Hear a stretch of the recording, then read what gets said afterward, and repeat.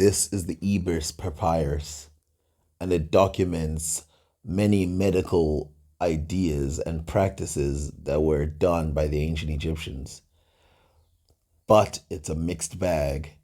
You have ideas about curing people, which talks about using medicines and ingesting them to get rid of parasites, which some of them work. And then you have next to that ideas of how to get rid of demons, which, you decide if that works or doesn't. But here's the problem: a lot of these medical ideas would have been considered modern up until the 1700s.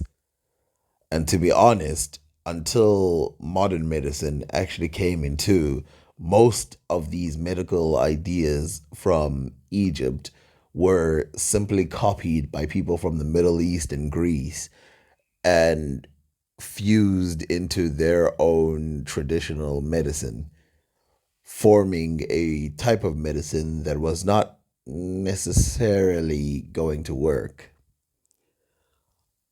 Even the humors ideas is thought to have come from the ancient Egyptians, given the fact that most of the treatments and what they say they treat is identical in ancient Egypt, from bloodletting to purging. Here's an example of how to get rid of headaches in ancient Egypt.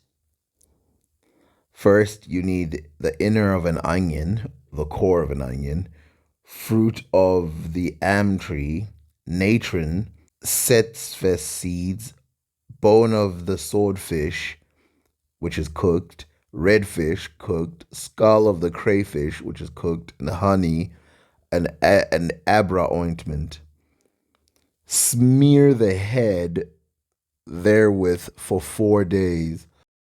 And that's just a mild idea of what you should do to cure yourself. Basically, if there's a pain on your leg, smear something on your leg. If there's a pain on your head, smear something on your head. If there's a pain on your thigh, smear something on your thigh. This is obviously logical, but it's not effective. That time I made Brock Lesnar break character. Bruh! Bruh! That's enough of that shit! Rub some dirt on it, bruh! Bruh, rub some dirt on it! Rub some dirt on it! You ain't hurt! You ain't fucking hurt, boy! We all know that ancient Egyptians shaved their head and put on wigs, right? Well, listen to this statement. When a person who suffers a constipation chews a little bit of a berry along with beer, then the disease will be driven out of the sick one's body. Also, a woman's hair will increase in growth by using the berries. She crushes them, makes them into one, puts them in oil, and anoints her head therewith. While I'm debunking increasingly stupid ideas about women in ancient Egypt, let's address another one. The one of the lone woman standing by the window watching her husband go to work, because apparently all women in ancient Egypt stayed home while men worked. Well, this is stupid, because physicians who are females have been known all over Egypt. In fact, it's a high end job that was typically done by some type of woman, especially those who were guided by Hathor, the priestesses of Hathor.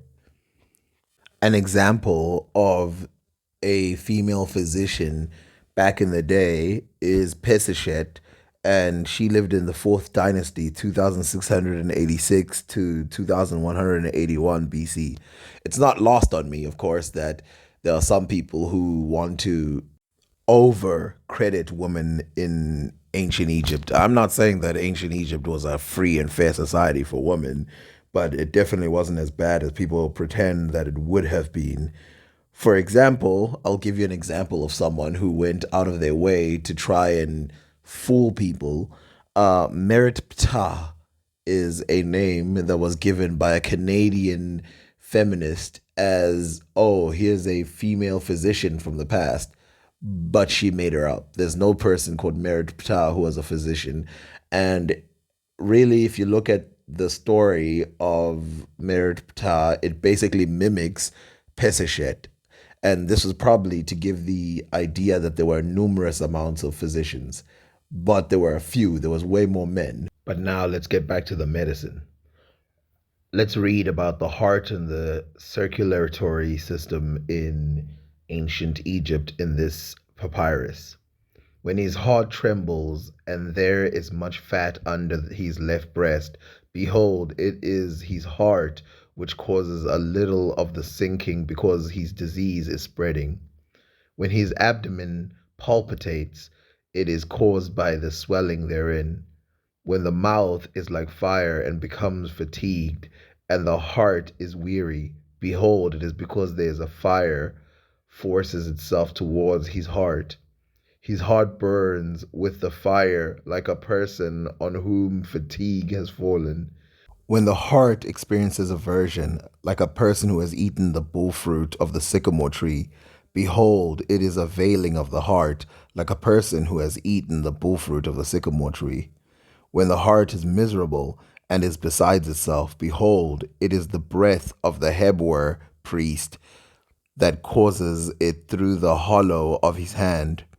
It penetrates right down to the rectum in such a manner that the heart comes forth and loses its way under the disease.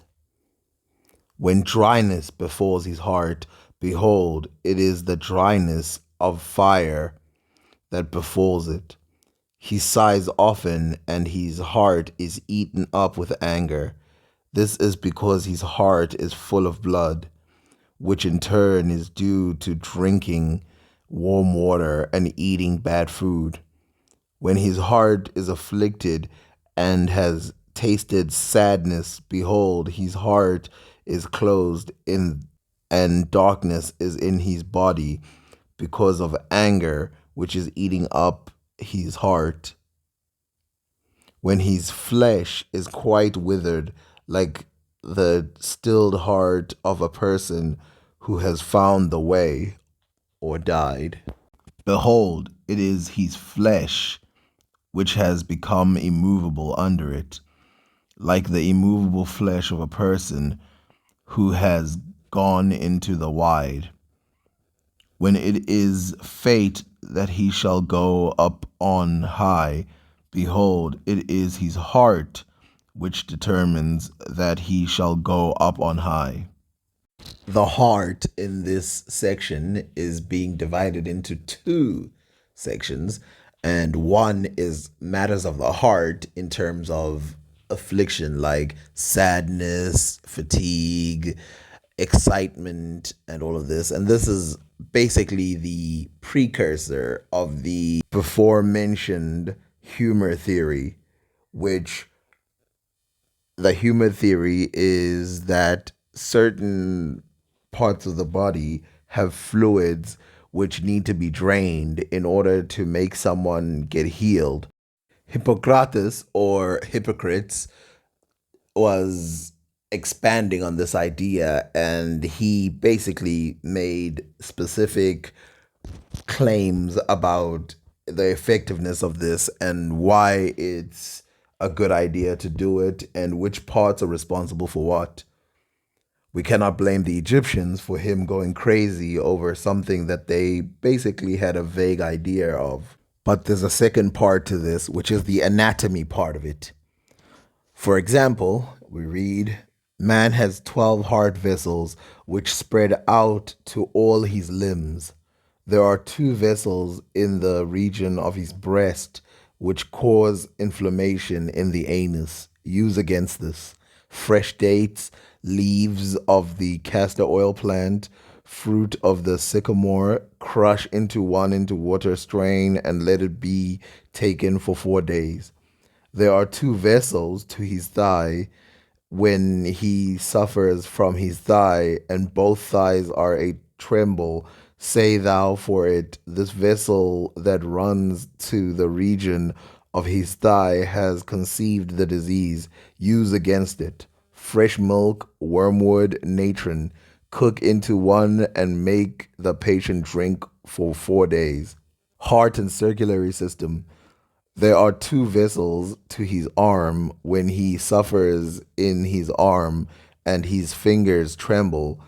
Then thou sayest to him, they are swollen glands, prepare against them fish glue in beer, and tuss plant and flesh in watermelon, and poultice his fingers. Thereby he will be well. When he is ill in his neck and has pains in both eyes, then say to him, it is the vessels of the neck which have taken up the disease, prepare against it. Sap of the shet tree, a farmer's urine, elderberry, berry of the same plant, mix in honey and poultice his neck there with for 4 days. There are two vessels in his occiput, two to his forehead, two to his eyes, two to his eyebrows, two to his nostrils, two to his ear, and breath of life goes through them. Two to his left ear, and breath of death goes through these. They come entirely from his heart and divide themselves in his nose, collecting themselves entirely in his back cheeks. The disease of the anus are carried off by them by their outflow. They are brought hither by the thigh vessel from the beginning until death. Yep, it's a mixed bag again. But some people claim that it was the Greeks who were the first to study the heart in this much detail, which is absolutely not true. As you can see, the ancient Egyptians had a grip on what the heart did to some degree, and they had a grip on the systems within the body and what they did to some degree, obviously throwing in some absolute nonsense at some points. When the breath goes into the nose, it makes its way to the heart and intestines, and the last named vessel give to the body richly thereof. If one hears something below, it is caused by the two vessels that go to the collarbone, or if one hears them thereunder, behold, it is those that are in the upper cheekbones of the person, in that it is rough wind that cuts into them when he draws his breath therefrom, or when the heart absorbs water, his limbs fade away completely. When the heart is struck, it is that vessel whose name is Fasser that does it. It gives water towards the heart or towards the eyes. Let's finish off with a prayer. May Isis heal me, even as she healed Horus of all the pains which his brother Set had inflicted on him when he killed his brother Osiris. O Isis, thou great enchantress, heal me, deliver me from all evil, bad typhonic things, from demonical and deadly disease, pollution of all sorts that rush upon me, as thou didst deliver and release thy son Horus, as I have penetrated into the fire and have damaged from the water. May I not fall into the snare of the day when I shall say, little am I and piteous, O Ra, thou who hast spoken for thy body, O Osiris, thou who prayest for thy manifestation. It is Ra speaketh for his body. It is Osiris prayeth for his manifestation. Deliver me then from all possible evil, from bad, wicked, typhonic things, from demonical and deadly fevers of every sort.